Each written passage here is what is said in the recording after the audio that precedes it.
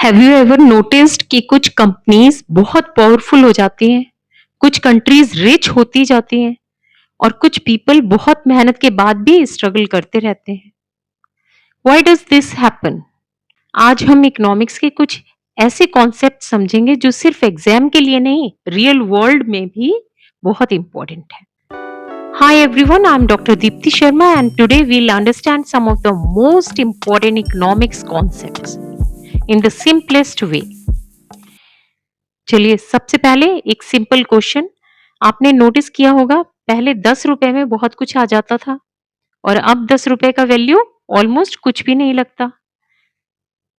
Do you know why?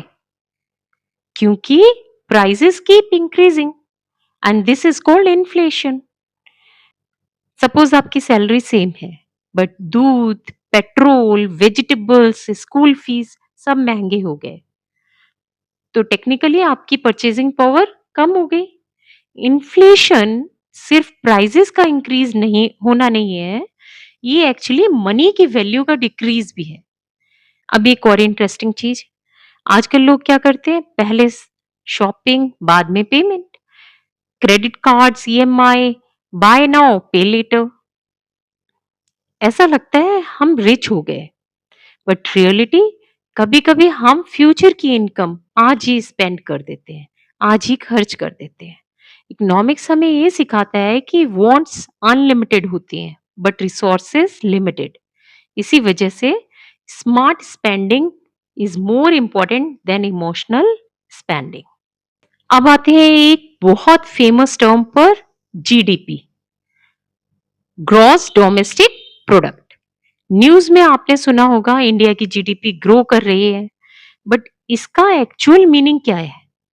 Simple language में GDP means एक country ने एक साल में टोटल कितना प्रोडक्शन किया।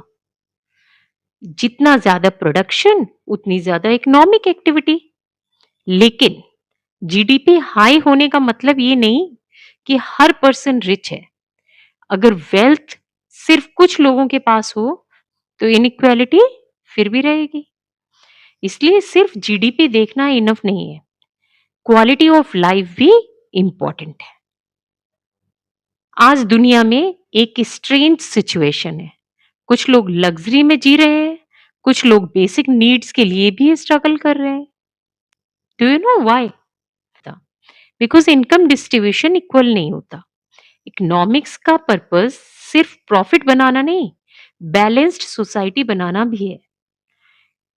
अगर इकोनॉमी ग्रो करे बट लोग ना खुश हो, पीपल अनहैप्पी हो, तो ग्रोथ इनकम्प्लीट है। अब एक और पावरफुल कॉन्सेप्ट, इंटरेस्ट रेट। अगर बैंक इंटरेस्ट रेट बढ़ा दे तो लोन एक्सपेंसिव हो जाते हैं, लोग कम स्पेंड करते हैं। अगर लोग कम स्पेंड करते हैं और अगर इंटरेस्ट रेट कम हो तो लोग ज्यादा बोरो करते हैं, बिजनेस एक्टिविटी इंक्रीज होती है। इसी तरह गवर्नमेंट्स इकोनॉमी को कंट्रोल करने की कोशिश करती है। इकोनॉमिक्स एक्चुअली मनी फ्लो का साइंस है।